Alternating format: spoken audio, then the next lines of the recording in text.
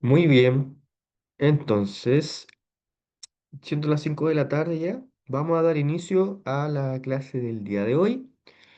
Hoy vamos a volver a revisar detalladamente las preguntas que observamos la semana pasada, antes de finalizar la clase. Vamos a revisar una por una cada una de estas preguntas para que quedemos completamente claro cuál es la respuesta correcta para cada una de las alternativas. Así, en el caso de llegar a encontrarnos una de estas preguntas en nuestra evaluación final, asegurarnos de responderla, ¿cómo se puede decir? Sí o sí, de forma correcta. Ya vamos a revisar nuevamente esta serie de preguntas que se desprende de esta evaluación final de validación media laboral, que vendría siendo una prueba de ensayo, una prueba de práctica, la cual tiene una serie de preguntas, ¿cierto? Extraídas cada una de las clases que fuimos revisando a lo largo de este proceso, algunas de alternativa, otras de desarrollo. Y al final vamos a hacer el análisis de este cuadro, el cual espera que contiene en su interior todas las respuestas correctas, el cual también se les va a enviar a ustedes para que lo puedan tener, para que lo puedan estudiar las veces que sea necesario. Entonces, les voy a mostrar desde ya la presentación del día de hoy, la cual lleva como título, cierto, retroalimentación de nuestro ensayo de ciencias. En primera instancia, nos encontramos con una pregunta, la cual tiene como un enunciado el siguiente. Dice, ¿cuál de los siguientes enunciados explica por qué los neumáticos de un auto se tienden a inflar cuando está en movimiento? Y se nos presentan cuatro alternativas.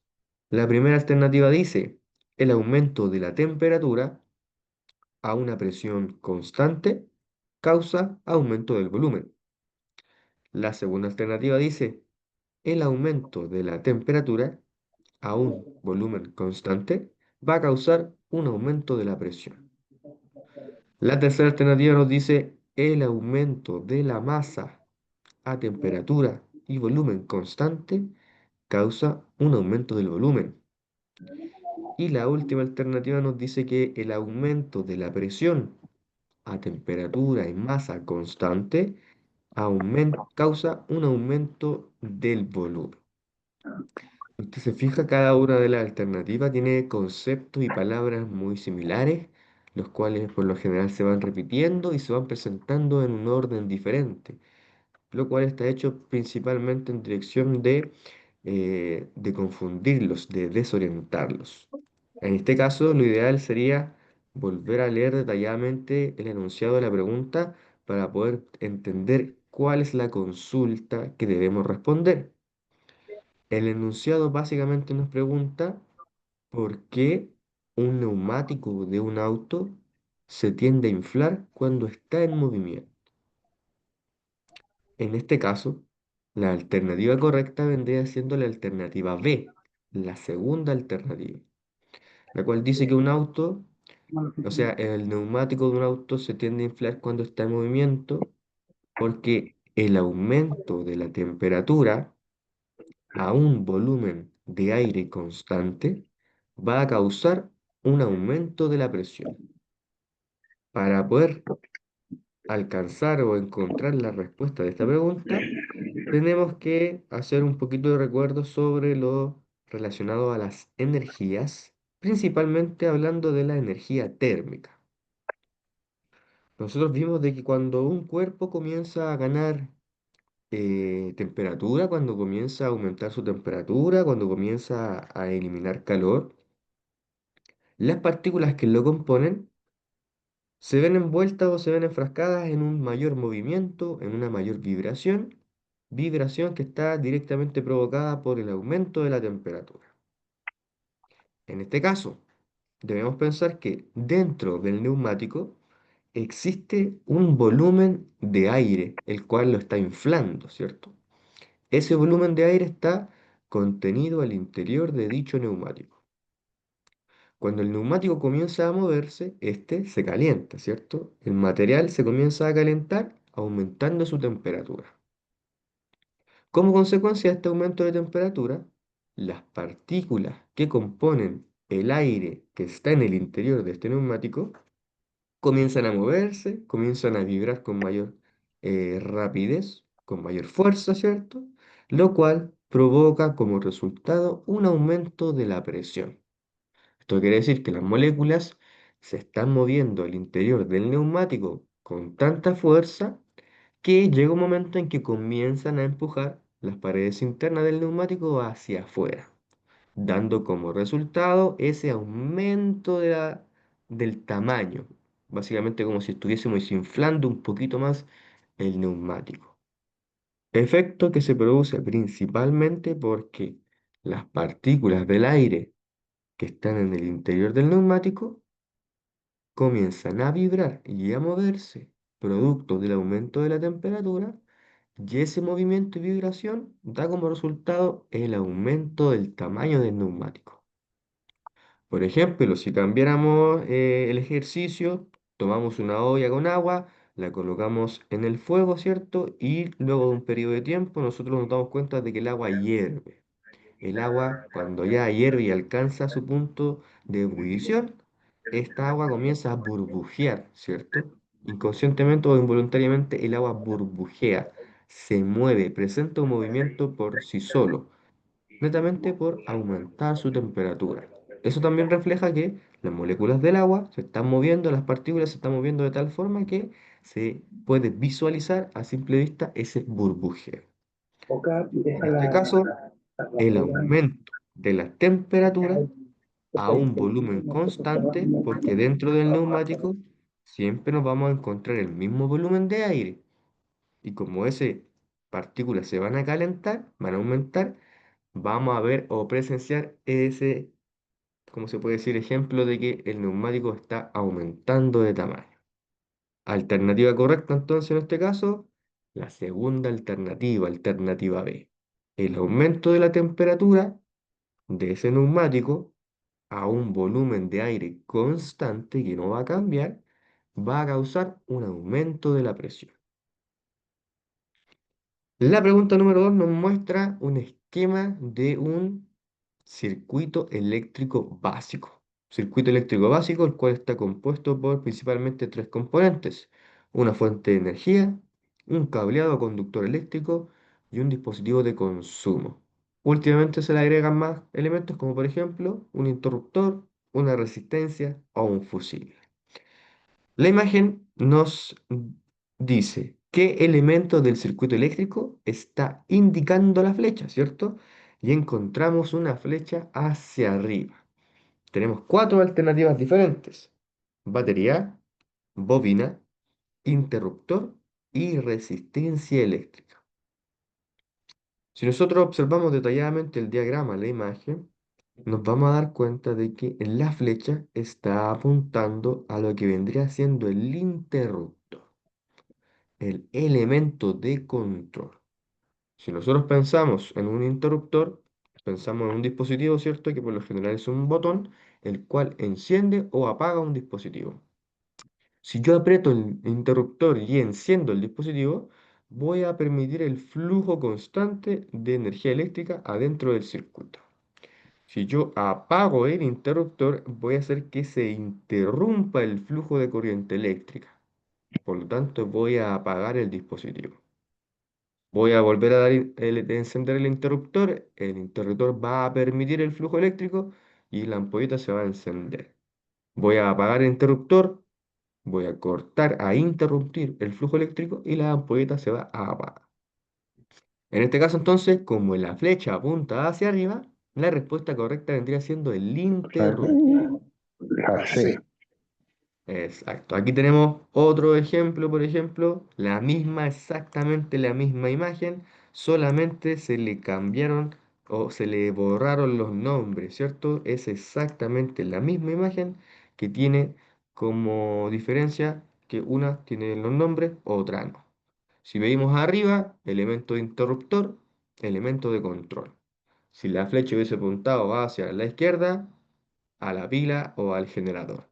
Si la flecha hubiese apuntado hacia abajo, al cableado o al conductor eléctrico. Si la flecha hubiese apuntado hacia la derecha, estaríamos hablando de el dispositivo de consumo, una bombilla que vendría siendo el receptor. Al lado derecho, una imagen un poquito más bonita, exactamente lo mismo. En este caso, el elemento que estaba señalando la flecha era el interruptor. Básicamente porque si usted lo ve, ¿cierto? Vemos esa pequeña rayita que tiene la apariencia de que se puede mover. Básicamente para apagar el dispositivo interrumpiendo el flujo de electricidad o encendiendo el dispositivo favoreciendo el flujo continuo de electricidad. Respuesta correcta entonces, alternativa C, interruptor. Profesor, Luego tenemos la profesor, pregunta disculpe, número, profesor, dígame, está pegado dígame, en la primera pregunta, está pegado en la segunda que me está explicando usted no me sale. déjeme un segundito, vamos a iniciar de nuevo la transmisión de la pantalla. Vamos a compartir, ensayo, reglamentación. Ahí estamos. Pregunta número 3 dice, ¿lo puede ver?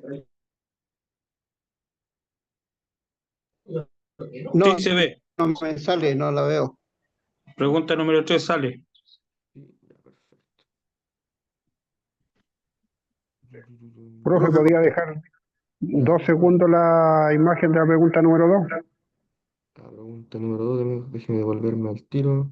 No, no Ahí salía está, nada Sí, del veo la ahí está principio. la pregunta número 2. Ya. Esa es la prueba que me pasaste. Sí, Ahí sí, pero es que la encontramos otra salía, entonces, los otros dibujos que tenemos, tenía que salieron, profe.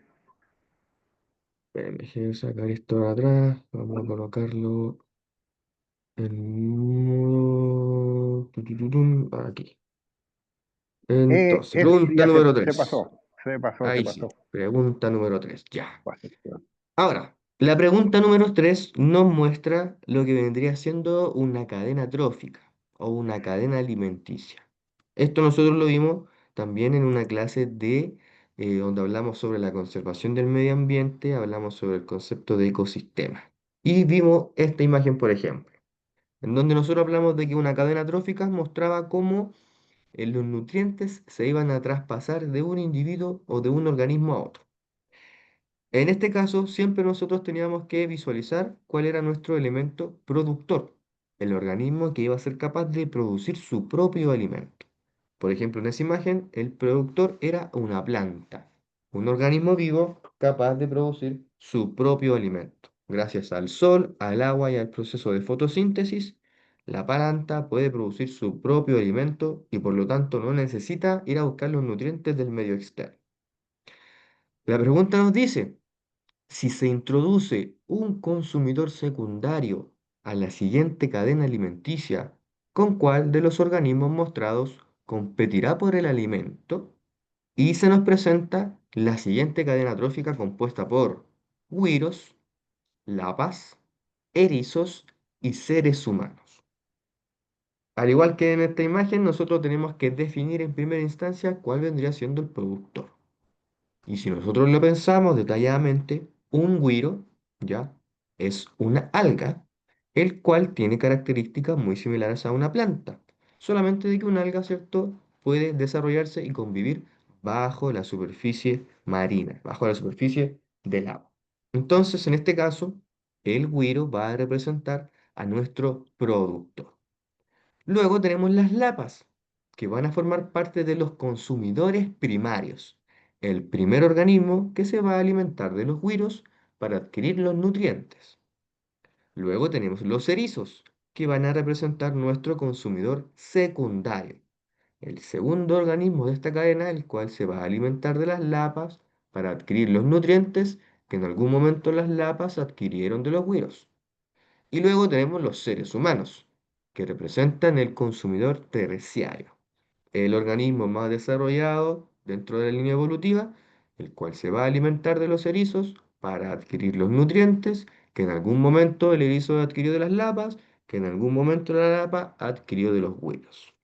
Entonces la pregunta nos decía, si yo introduzco otro consumidor secundario a esa cadena alimenticia, ¿con cuál de los organismos va a competir por el alimento?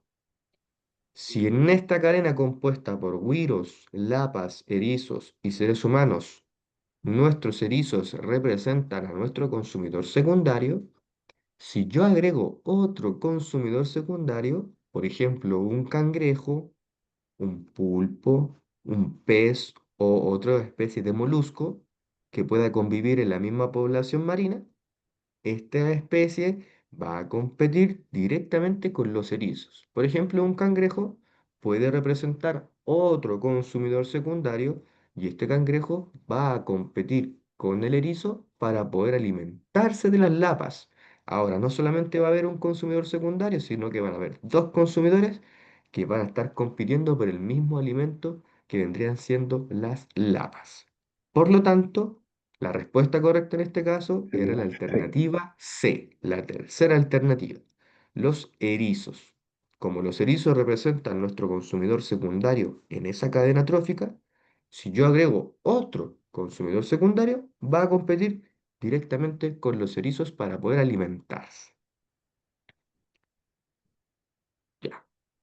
Luego la pregunta número 4 hace referencia a conceptos que nosotros vimos en una de nuestras primeras clases, en donde hablamos sobre la célula y la forma de que tenía la célula para poder multiplicarse, para poder reproducirse.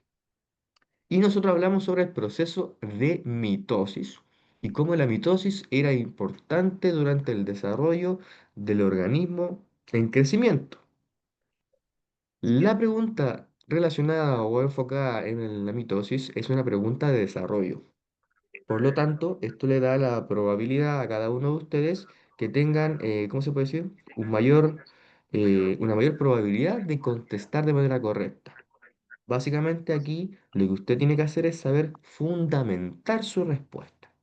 La pregunta nos dice, ¿por qué la mitosis permite que los órganos crezcan durante el desarrollo embrional? Tal vez la respuesta más correcta o más ideal sería la división mitótica o división por mitosis permite obtener células idénticas a la célula original y conservar el material genético de un organismo.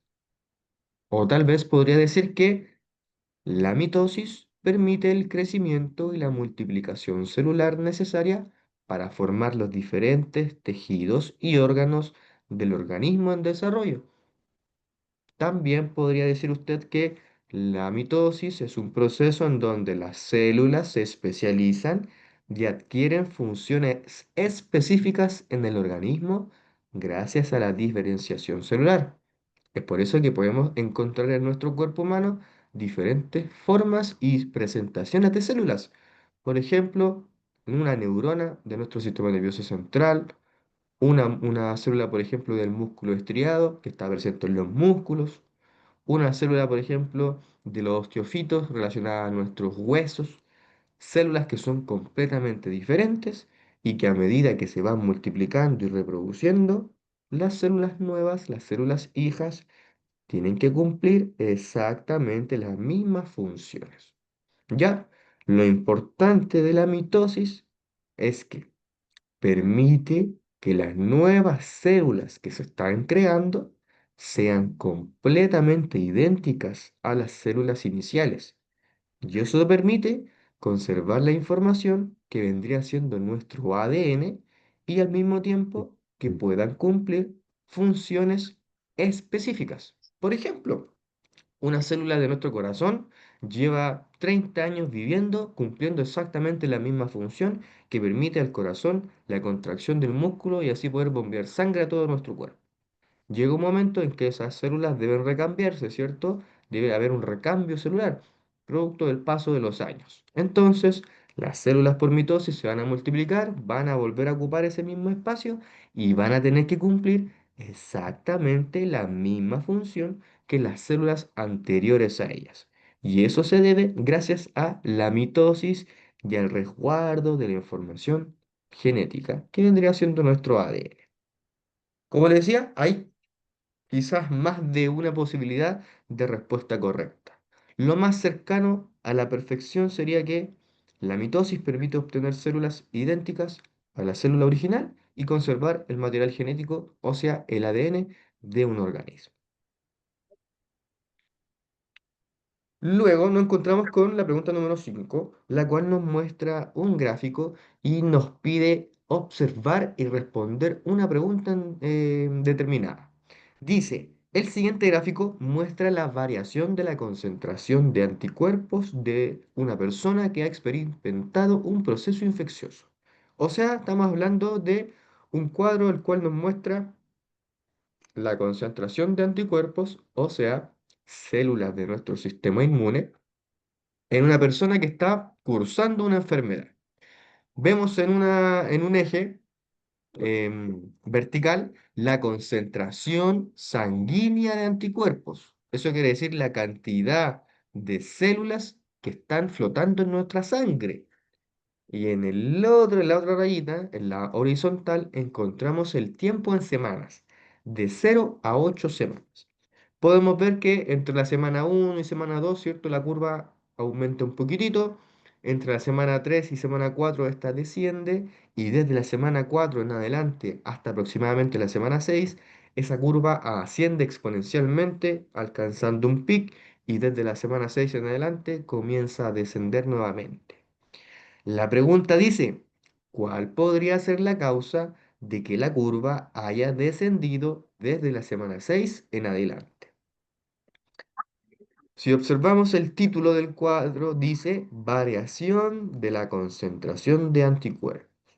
Los anticuerpos son células de nuestro sistema inmune, las cuales están encargadas y tienen como principal función poder defender nuestro cuerpo de virus, bacterias y patologías en general. Vendrían siendo como los guardias, los caballitos de batalla que tiene nuestro cuerpo para poder defendernos frente a las enfermedades.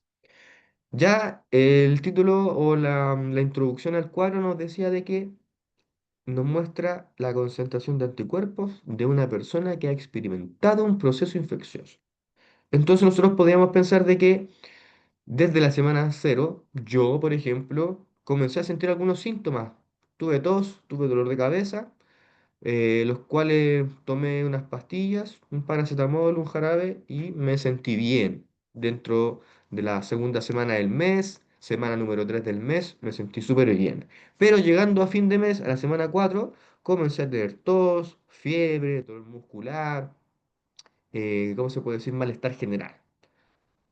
Semana 4 5 alcancé el pic de la enfermedad y desde la semana 6 me comencé a mejorar. Entonces, una de las respuestas correctas podría ser de que los anticuerpos, desde la semana 6 en adelante, me pudieron defender de la enfermedad y por lo tanto mi cuerpo ya se recuperó, haciendo innecesaria la cantidad de anticuerpos en sangre. Otra respuesta correcta puede ser de que la enfermedad ya alcanzó su tiempo máximo de incubación y por lo tanto el individuo comienza a recuperarse.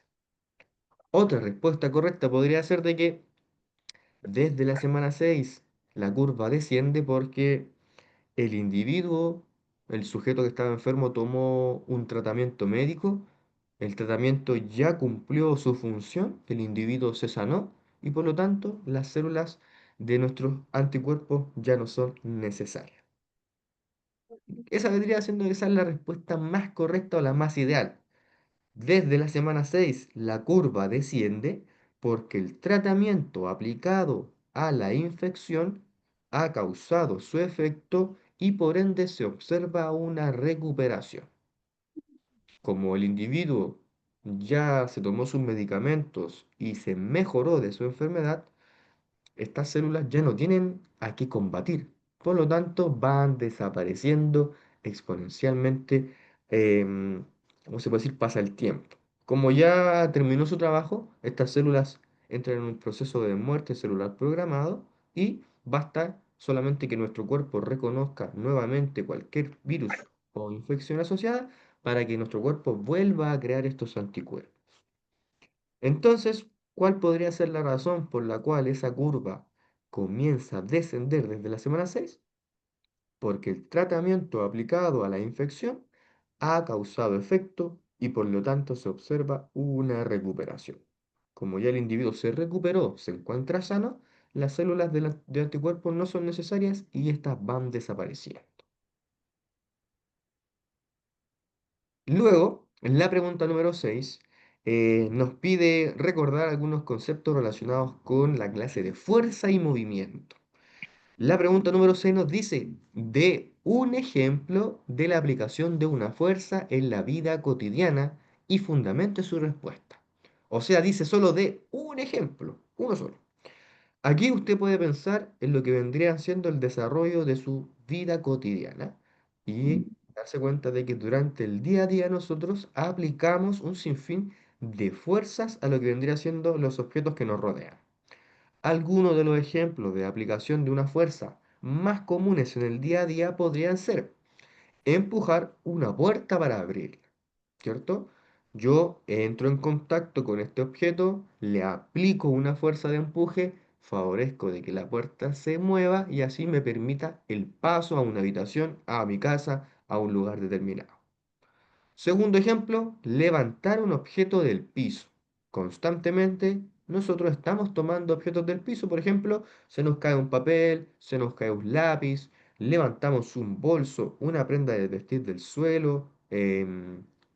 Básicamente, diariamente yo creo que todos nosotros hacemos una actividad relacionada a eso, en donde nuevamente entramos en contacto con un objeto, le aplicamos una fuerza y favorecemos el movimiento de levantamiento.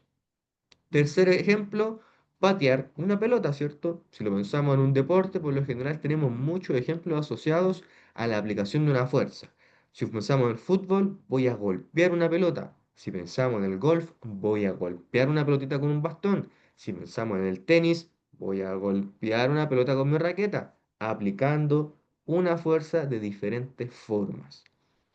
Otro ejemplo podría ser empujar una caja por el piso, o más bien una caja, un objeto determinado, un mueble, una silla, un sillón, una mesa, un auto, etcétera, en donde vamos a estar aplicando una fuerza y generando como resultado roce y fricción producto del contacto de las diferentes superficies. Y por último, también podrían ser lanzar un objeto por el aire, ¿cierto? Nuevamente voy a estar aplicando una fuerza a un objeto determinado, el cual va a viajar por el aire, ¿cierto? Presentando un movimiento determinado. Por ejemplo, yo creo que todo lo hemos hecho, estamos cerca de un basurero, pero no nos queremos parar, ¿cierto? Hacemos una pelotita de papel y la lanzamos al basurero, intentando de que ésta caiga en su interior. Ejemplos básicos de la vida cotidiana, ¿cierto? Empujar una fuerza, levantar un objeto, golpear una pelota, un objeto redondo en este caso, empujar un elemento grande como una caja, un auto que se quedó en pana, un mueble, un sillón, un closet, etcétera, y lanzar un objeto por el aire. Cinco ejemplos que sí o sí yo creo que están presentes en nuestra vida cotidiana. Luego tenemos la pregunta número 7, pregunta de alternativa, la cual nos dice, la siguiente definición es propia del concepto de, abre comilla, es la cantidad de espacio recorrida por el móvil en su desplazamiento, cierre de comilla. Es la cantidad de espacio recorrida por el móvil en su desplazamiento y tenemos cuatro alternativas: trayectoria, distancia, velocidad y aceleración. Si vamos analizando cada una de las alternativas, trayectoria hace referencia a una línea descrita en el plano o en el espacio por un cuerpo que está en movimiento. La trayectoria vendría siendo una línea imaginaria dibujada por el desplazamiento de un cuerpo. La distancia representa a la longitud recorrida por un cuerpo y se mide en centímetros, metros y kilómetros. La velocidad es una magnitud física que expresa el espacio recorrida por un móvil en una unidad de tiempo determinada. Por ejemplo, un vehículo se puede mover en kilómetros por hora, ¿cierto? Va viajando en la carretera, se va de viaje y se va a una velocidad de 50 kilómetros por hora.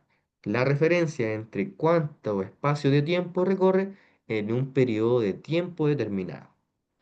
Y por último tenemos la aceleración, que vendría siendo una magnitud que expresa la variación de la velocidad en la unidad de tiempo. Por ejemplo, si decimos que un vehículo se está transportando a 50 kilómetros por hora, vamos a decir que este vehículo va a acelerar, se va a colocar más rápido y se va a estar desplazando a una velocidad de 100 kilómetros por hora, o sea, el doble. Va a estar recorriendo la misma distancia en un periodo de tiempo mucho más rápido. Entonces, si volvemos ¿cómo se puede decir? A la pregunta como tal, el cual nos dice es la cantidad de espacio recorrida por un móvil en su desplazamiento. Cantidad de espacio recorrido. La Distancia a la vez. alternativa correcta en este caso sería la alternativa B. La longitud recorrida por un cuerpo.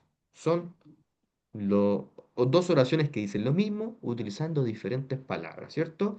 Longitud, longitud recorrida por un cuerpo. Y la pregunta nos dice cantidad de espacio recorrida por el móvil. Por ejemplo, tenemos un vehículo el cual cumple una trayectoria, alternativa A, trayectoria, la cual es lineal desde el punto A al punto B. Una trayectoria recta, sin curvas, completamente lineal, desde el punto A de inicio hasta el punto B final recorriendo una distancia de 15 metros. Eso es el espacio o longitud recorrida por el auto desde el punto A al punto B, una distancia de 15 metros. Podríamos decir que ese auto recorrió esa distancia de 15 metros a una velocidad de 10 kilómetros por hora y que en algún momento el auto se tuvo que apurar y entonces aceleró y de 10 kilómetros por hora comenzó a avanzar ahora a 50 kilómetros por hora, mucho más rápido. Alternativa entonces correcta en este caso para la definición, B. alternativa B, distancia, longitud recorrida por un cuerpo, la cual se puede medir en centímetros, metros, kilómetros, etcétera. Unidades de medida. Luego, la pregunta número 8 hace referencia a conceptos que están relacionados a las disoluciones y a las mezclas químicas. La pregunta nos dice, ¿existen factores que condicionan la solubilidad de una solución? Para aumentar la solubilidad de una solución de café con leche líquida, se requiere aumentar. Nosotros vimos que la solubilidad es una característica que tiene un elemento para poder disolverse en otro. Conocimos de que una solución química está compuesta por un soluto, que es el elemento que yo quiero disolver, y un disolvente, que es el elemento el cual me va a ayudar a que esto suceda. Por lo general el disolvente es agua y se encuentra en estado líquido. En este caso tenemos una mezcla que la componen café y leche líquida, ¿cierto? El café vendría siendo mi soluto y la leche líquida vendría siendo mi solvente. Entonces yo voy a tomar el café, lo voy a vertir en una taza con leche líquida y voy a lograr que el café se disuelva. Pero, ¿qué necesito yo para poder aumentar la solubilidad del café? O sea, ¿qué necesito hacer para que pueda seguir disolviendo más y más cucharadas de café? Necesito aumentar la cantidad de café, No. aumentar la cantidad de soluto, aumentar la cantidad de solución o por último, aumentar la cantidad de leche líquida. Vamos a Positivo. analizar una por una. Solvente. Por ejemplo, la alternativa A dice, si aumento la cantidad de café, voy a estar aumentando el soluto. Por ende, hago una solución más concentrada o saturada de café. Yo tengo una taza, la cual está hasta la mitad con leche, y yo le agrego 3 cucharadas de café. Es muy probable de que yo pueda disolver esas 3 cucharadas de café. Pero si yo le agrego 3 cucharaditas más, voy a lograr de que la leche ya no pueda seguir disolviendo café y el café se va a depositar en la base de la taza. Entonces voy a tener una solución que yo al probarla va a estar muy concentrada de café como tal y muy saturada por el soluto. Si la alternativa B dice aumentar la cantidad de soluto, estoy haciendo exactamente lo mismo. El aumento de la cantidad de soluto representa el aumento de la cantidad de café.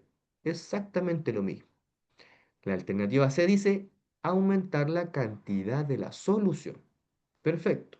Yo tengo en inicio una taza que está a la mitad de leche y tiene 2 cucharadas de café. Y al aumentar mi solución voy a tener como resultado una taza que está llena de leche, pero que en este caso tiene 4 cucharaditas de café. Entonces, lo que estoy haciendo solamente es aumentar el volumen de mi mezcla. Si en algún momento tenía la mitad de una taza, después voy a tener 1 litro de la solución, pero va a ser, ¿cómo se puede decir?, en las mismas proporciones. Ahora bien, si yo aumento la cantidad de leche, voy a estar aumentando la cantidad de disolvente y por lo tanto puedo disolver una mayor cantidad de café. Si yo tengo una taza que está hasta la mitad de leche y le agrego 6 cucharadas de café, voy a llegar un momento en que por más que yo agito, por más que yo revuelva, el café se va a depositar en la base de la taza. Pero si yo a esa mitad de leche le agrego la taza completa, voy a favorecer de que ese café que se depositó en la base se pueda disolver en su totalidad. ¿Por qué? Porque tengo mayor cantidad de disolvente y por lo tanto voy a mejorar la solubilidad del café. Voy a lograr de que se pueda disolver mayor cantidad de café.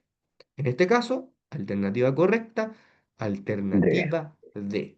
Para yo poder seguir disolviendo café en una taza, tengo que agregarle una mayor cantidad de leche para que el disolvente sea mayor y así se pueda disolver sin ningún tipo de problema. Luego tenemos la pregunta número 9, la cual dice eh, que nosotros señalemos un ejemplo de una sustancia liposoluble en la vida cotidiana. Y tenemos 4 alternativas: azúcar, glicerina, gelatina y el aceite. Si nosotros pensamos en el azúcar, el azúcar es un elemento que se disuelve muy fácilmente en agua, ¿cierto? Por lo tanto, podemos decirte que el azúcar es una sustancia hidrosoluble que se disuelve en agua.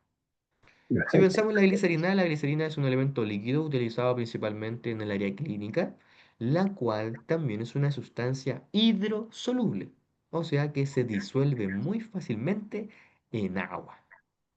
Si pensamos en la gelatina, también es un elemento o sustancia soluble en agua, especialmente en agua caliente, lo cual permite la solución de esta y formación del gel, ¿cierto? La gelatina que nosotros conocemos, Quiero poner que la pantalla de podemos lado, dejar comer. más grande la letra.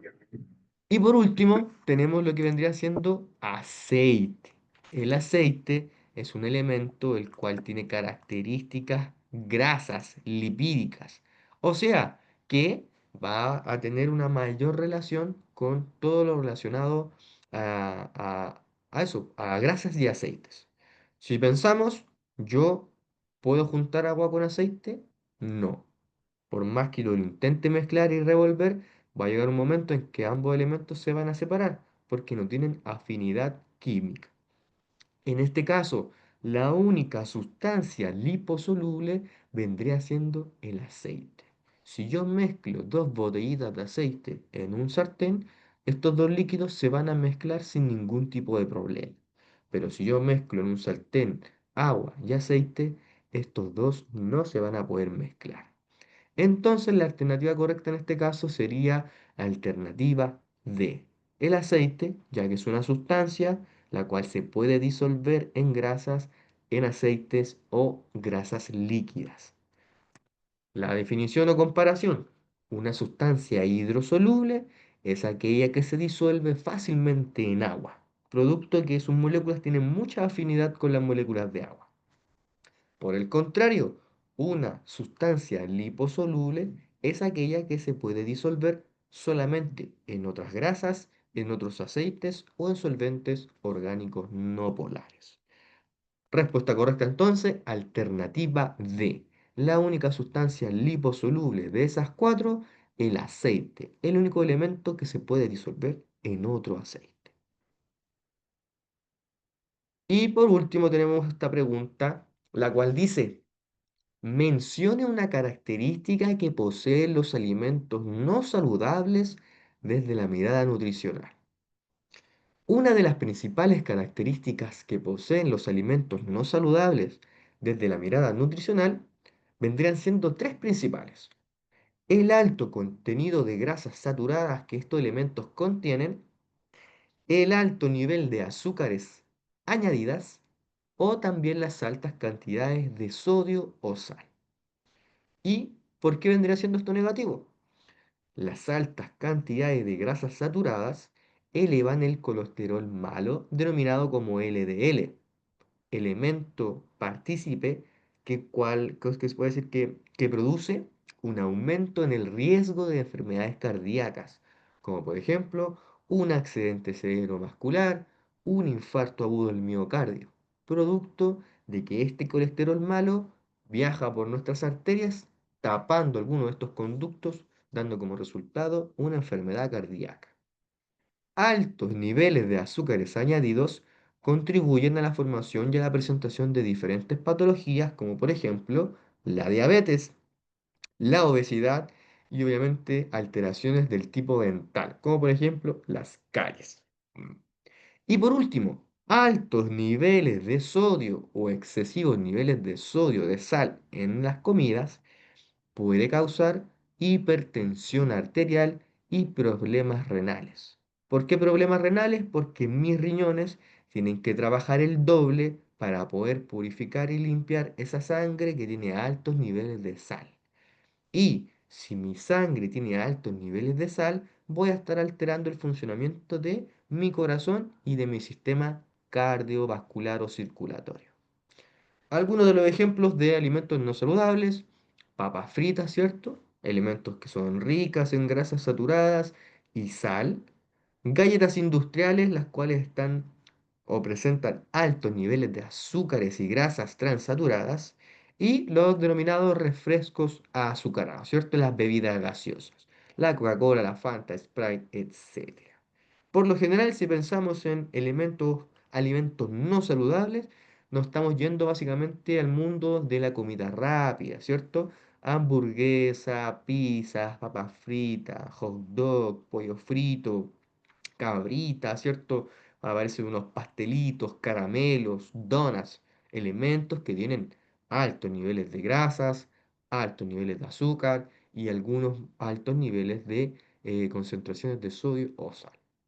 Y si pensamos en alimentos saludables, estamos hablando principalmente de hortalizas, de vegetales, de elementos extraídos de nuestra tierra: una lechuguita, acelga, plátano, choclo, algunos tubérculos como el zapallo, zanahoria, tenemos proteínas como del huevo, de la leche, avena, trigo, etcétera. Elementos que por lo general tienen menores niveles de azúcares, azúcares mucho más amigables con el organismo, muy bajos niveles de presencia de grasas, por lo general cuentan con colesterol bueno y obviamente muy bajos niveles de sodio, que vendrían siendo los tres elementos más negativos de un alimento no saludable: alto contenido de grasas, alto contenido de azúcares añadidos y alto contenido de sodio. Eso vendría siendo una de las características más negativas de los alimentos no saludables.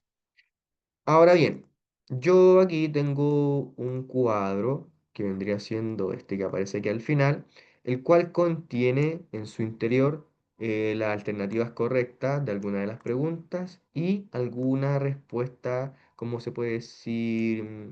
Aconsejada de aquellas respuestas de desarrollo.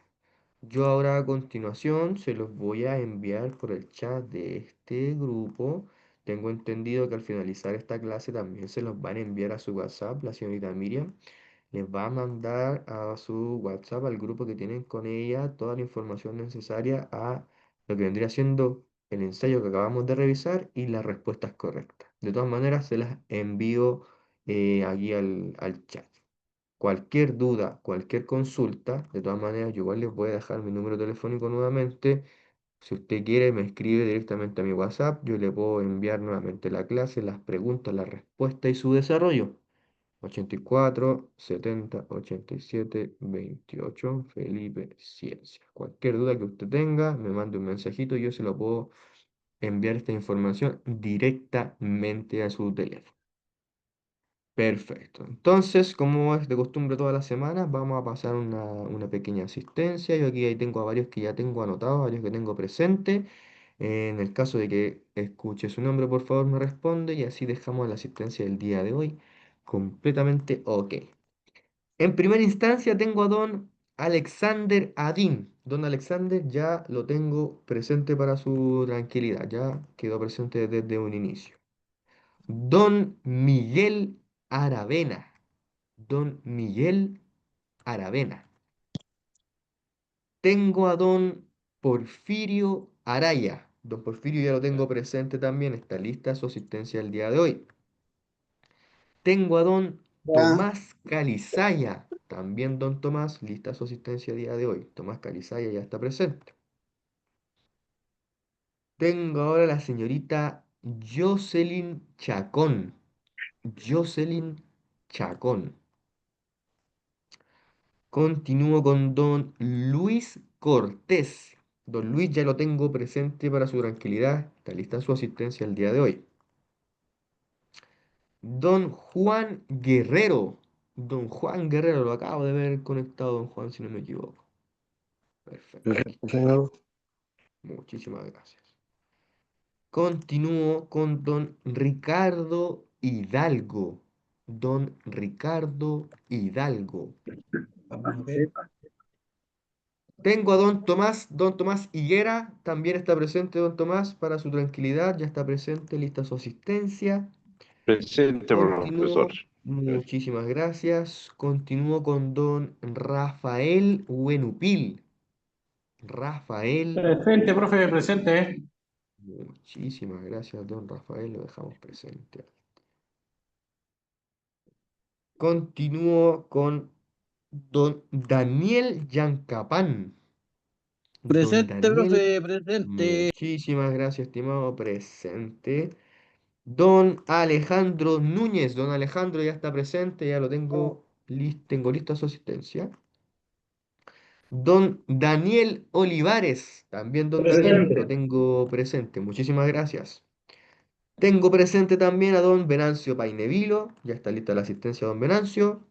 Don Raúl Santibáñez, don Raúl también lo tengo presente, Presente por lista acá, su profe. asistencia, muchas gracias. Me falta don Rubén Torres. Don Rubén Torres. Presente, Aquí profe. lo veo conectado. Muchísimas gracias, don Rubén. La señorita Ana Uribe. También la tengo presente, señorita. Que lista la asistencia. Y don José Cárdenas. Don José Cárdenas.